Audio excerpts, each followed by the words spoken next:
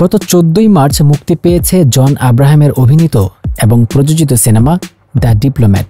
সিনেমাটি ইতিমধ্যেই ভারতবর্ষের মানুষের মন জয় করে ফেলেছে। বিশেষ করে ভারতের রাজনৈতিক মহলে বেশ ভালোই সাড়া ফেলেছে সিনেমাটি।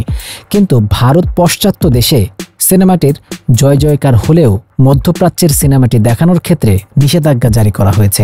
নিষেধাজ্ঞার পর বিষয়টি নিয়ে মুখ খুললেন জন আব্রাহাম। জন আব্রাহাম বলেন, এই ছবিটি কোনো জঙ্গিবাদীদের উপর নির্ভর করে তৈরি করা হয়নি। রিতেশ শাহ একটি অসাধারণ স্ক্রিপ্ট লিখেছেন। পরিচালক শিবম নায়ার এটি দারুণভাবে নির্মাণ করেছেন। এই সিনেমায় কোনো দেশকে ভালো দেখাতে গিয়ে অন্য কোনো দেশকে ছোট করা হয়নি।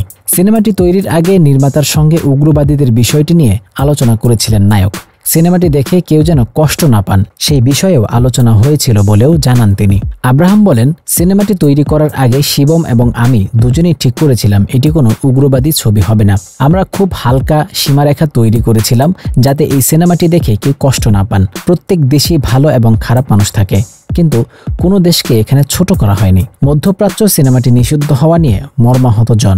তিনি বলেন, এটি কোনো পাকিস্তানি বিরোধী সিনেমা নয়। এই সিনেমায় আমরা দেখিয়েছি পাকিস্তানের বিচার ব্যবস্থা কতটা সৎ। একজন সৎ পাকিস্তানি আইনজীবী এবং একজন সৎ পাকিস্তানি বিচারপতিকে আমরা দেখিয়েছি।